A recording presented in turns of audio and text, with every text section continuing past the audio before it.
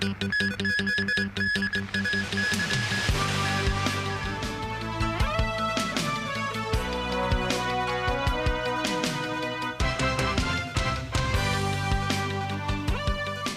and welcome to TVB News. For the first time, the Independent Commission Against Corruption and the Competition Commission joined forces to crack down on a syndicate which allegedly engaged in bid rigging for building maintenance projects. 20 people have been arrested, including contractors, consultants, and members of owners' corporations. It involved contracts worth nearly $200 million in total. Jackie Lin reports.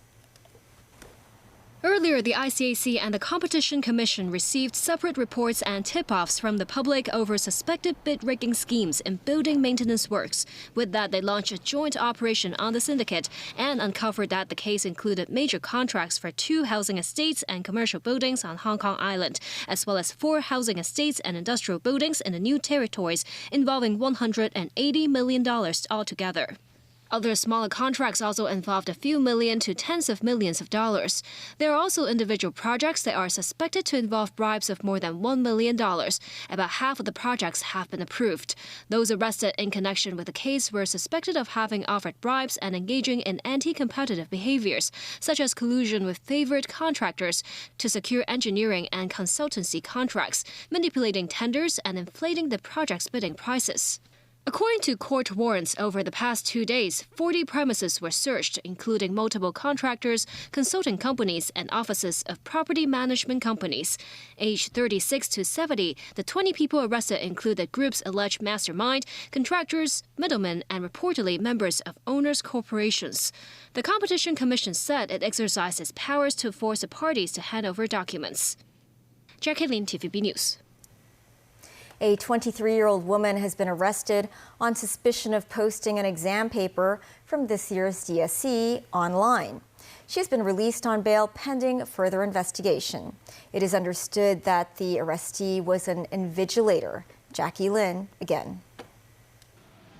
The Hong Kong Diploma of Secondary Education examination started last Tuesday. Reports have since emerged that some people have uploaded this year's DSE exam papers on a mainland social media platform. On Tuesday, police received a report from the Examination Authority. After investigations, the Wan Chai District Crime Unit arrested a woman on Wednesday on suspicion of violating the Hong Kong Examinations and Assessment Authority Ordinance. It is understood the woman was a teaching assistant at a local secondary school and a DSE invigilator. She allegedly posted the English listening exam paper on her Xiaohongshu account after invigilation on Saturday. It's understood police discovered a total of 5 Xiaohongshu accounts with uploads of DSE exam papers. Police warn that anyone who violates the relevant ordinances is liable to imprisonment of up to 6 months and a fine of $25,000. The exam authority said it is cooperating with the police over the case, and the preliminary evidence suggests the exam paper was uploaded only after the exam and has no impact on exam confidentiality. The authority added exam content shall not be reposted or published elsewhere in any form, and there will be follow-up action on any examination personnel who have violated the confidentiality provisions. Jackie Lin, TVB News. Over the coming 5 years, the government's light public housing is set to incur operating expenses of around $4.4 billion, with each unit costing about $1,000 per month. Secretary for Housing Winnie Ho explained the expenses cover not just management fees, but also the operation of surrounding public facilities. Jackie Lin reports. The Housing Bureau expects the 30,000 light public housing units, which provide short-term homes for citizens with poor living conditions, will cost some $4.4 billion in operating expenses. On average, each unit costs $1,000 every month. At a Finance Committee meeting at the Legislative Council, some lawmakers questioned why it costs that much. Does it make sense to have so high a management fee for those new units? Will the residents be expected to afford to shoulder that cost? This is the operating expenses, not just management. We have not just cleaning and security guards, there's also provision of services, which will benefit the entire community. So in Siu Lam, we will put a bus stop there with 4 bus routes. Next, near Siu Lam, there is a waterfront promenade. Another concern, how to reuse the modular integrated construction or MIC modules. 30,000 units will not end their service at the same time. For the Kai-Tak project, the site will be returned to the Development Bureau after 5 years. But for other sites, say in Choi Heng, the site was reserved for a surface reservoir. Late last month, the Housing Secretary and officials involved in housing visited Huizhou to inspect the production of MIC modules for light public housing. Production facilities visited include the CSCEC Science and Industry Green Tech Corporation, where officials witnessed the smart and automated manufacturing processes involved in producing the modules. Construction technologies also applied to electrical and plumbing, as well as MIC lifts, which could eventually help to develop Hong Kong's first steel full MIC high-rise construction project. Jackie Lin, TVB News. Foreign Minister Wang Yi has started his official visit to Indonesia. He met with incumbent Indonesian President Joko Widodo, as well as his successor Prabowo Subianto. Mimo Sangai reports. Foreign Minister Wang Yi visited the Ministry of Defense after arriving in Indonesia. Wang was received by Prabowo Subianto, the Minister of Defense. Wang, who is also a member of the Political Bureau of the Communist Party of China's Central Committee, also arrived at the Ministry of Foreign Affairs, where he met his counterpart, Retno Marsudi. In the meeting, Wang said the visit is to demonstrate China's firm support for Indonesia and to further promote the relationship between the two countries. The two ministers spoke to the press afterwards. Wang said the two countries oppose unilateralism and said people should stay vigilant over the different small circles in the South China Sea. He said it is important to cherish and maintain the valuable peace and stability in the region. He then mentioned the Gaza conflict. Wang criticized the U.S. for not respecting the ceasefire resolution called for by the United Nations Security Council. He said China supports the Security Council in discussing and accepting the application of Palestine to obtain UN membership. Wang also said China will enhance its cooperation with Indonesia in areas such as the digital economy. News 9, TVB News. The Foreign Ministry announced U.S. Secretary of State Antony Blinken will visit China. Blinken will depart on April 23rd for a 4-day visit to China, where he will meet with senior Chinese officials amid heightening tensions over trade and China's relationship with Russia. Blinken is currently in Italy in preparation for the G7 meeting. Washington earlier said Blinken would visit China in a few weeks' time, and during the trip, he will talk about the U.S.'s concerns towards China's assistance to Russia during the Russian-Ukraine war. U.S. President Joe Biden says he wants heavier tariffs on Chinese steel, as he promised to block a Japanese company from acquiring an American steel company in Pittsburgh. Beijing criticized the new tariffs as being an exercise of protectionism. Tracy Furness reports.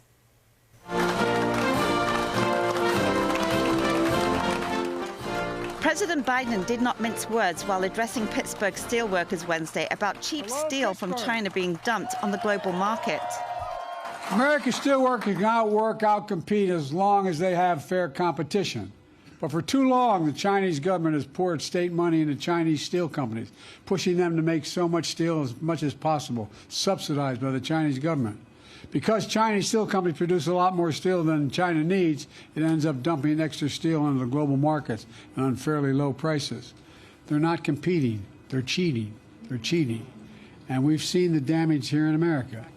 Biden called for tripling tariffs on Chinese steel. He also promised the cheering crowd of unionized steelworkers that his administration would block the acquisition of U.S. steel by Japanese Nippon Steel. In his speech, Biden clearly has the upcoming presidential election and his likely rival Donald Trump in mind. Finally, for all this tough talk on China, it never occurred to my predecessor to do any of that. The bottom line is I want fair competition with China, not conflict. And we're in a stronger position to win the economic competition of the 21st century against China or anyone else because we're investing in America and American workers again, finally. While the announcements reflected the intersection of Biden's international trade policy with his re-election effort, the White House insists they are more about shielding American manufacturing from unfair trade practices overseas. Beijing said new tariffs by the US would be an exercise of protectionism. A foreign ministry spokesperson said Beijing has always requested Washington to respect the principle of fair competition and stop picking on China. Some analysts believe Beijing made the comments because he was trying to attract voters from the steel sector in the swing state of Pennsylvania. Tracy Furness, TVB News.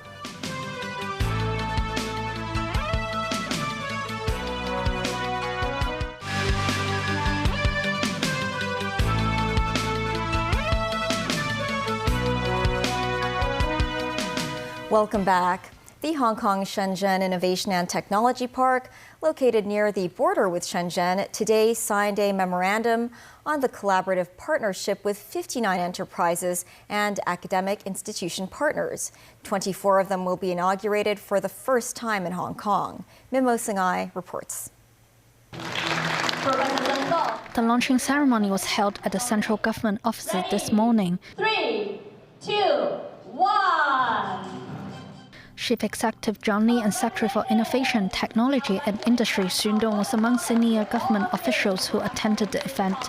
Among the 59 partnered companies and organizations with the Hong Kong Shenzhen Innovation and Technology Park, or HSITP, about 40% came from the mainland, including China Resources Research Institute of Science and Technology and Peking University. There are also overseas and local institutions such as AstraZeneca from the UK and Hong Kong Baptist University. In a speech, the CE highlighted the importance of the HSITP. Its strategic location in the Shenzhen-Hong Kong loop, the park will form part of the Shenzhen-Hong Kong Science and Technology Innovation Cooperation Zone.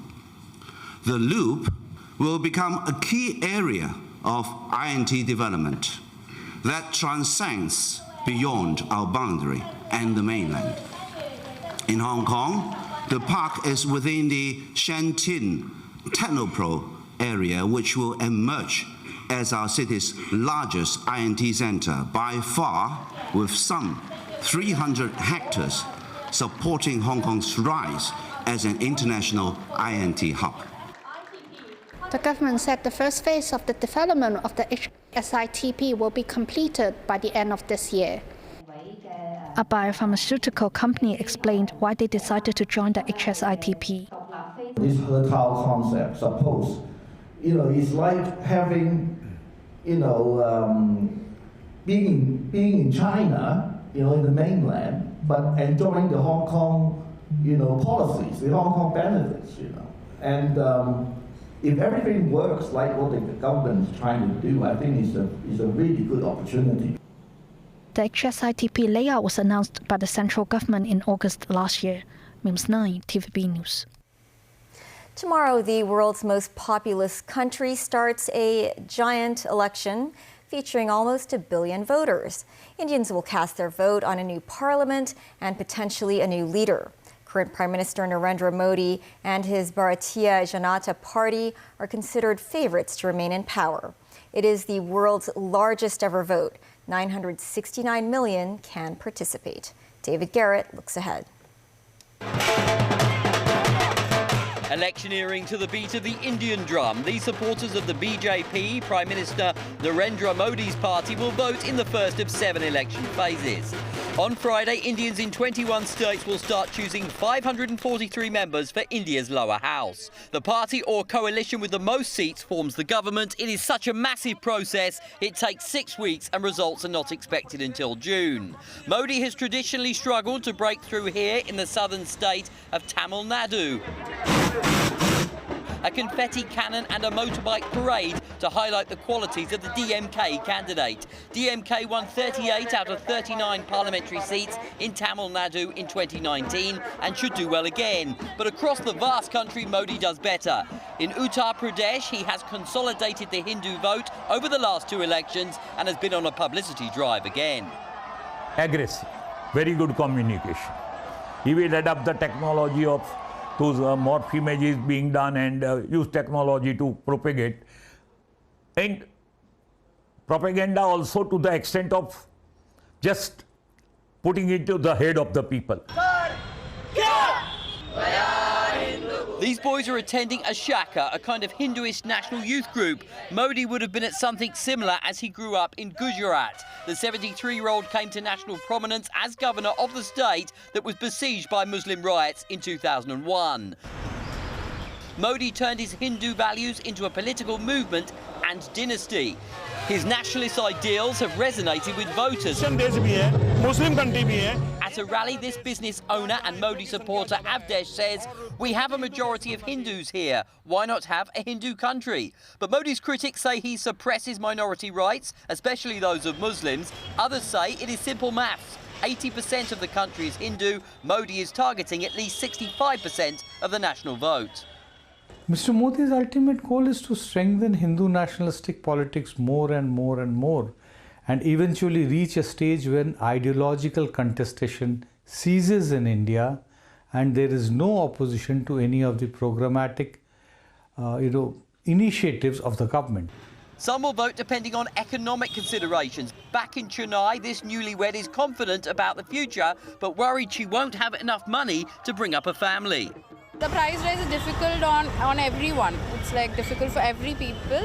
So I think like the government should do something regarding the price rise. In the states that vote on Friday, people can do so from 7 a.m. to 6 p.m. There are 7 phases. The second phase of voting is on April the 26th. The 7th is on June 1st. Modi seeks to become only the second leader in Indian history to secure a third term in power. David Garrett, TVB News. The U.S. Senate heard from an expert panel on transportation that there are serious flaws in Boeing's safety culture. Congress was examining allegations of failures at the aircraft manufacturer, which is under scrutiny after a door plug blew off a 737 Alaska Airlines jet in January. Recent incidents have left the flying public worried. The perception is things are getting worse. The public wants the Federal Aviation Administration and Congress to confront perceived risks in order to restore confidence for flyers.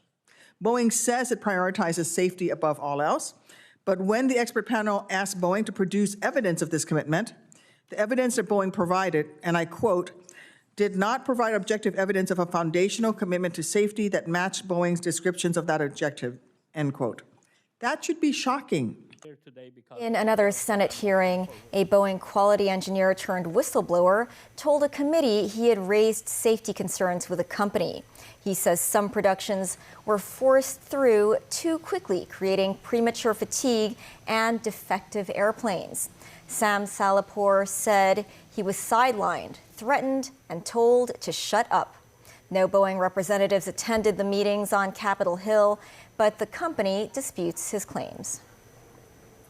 That's the news. Thanks for watching. Bye for now.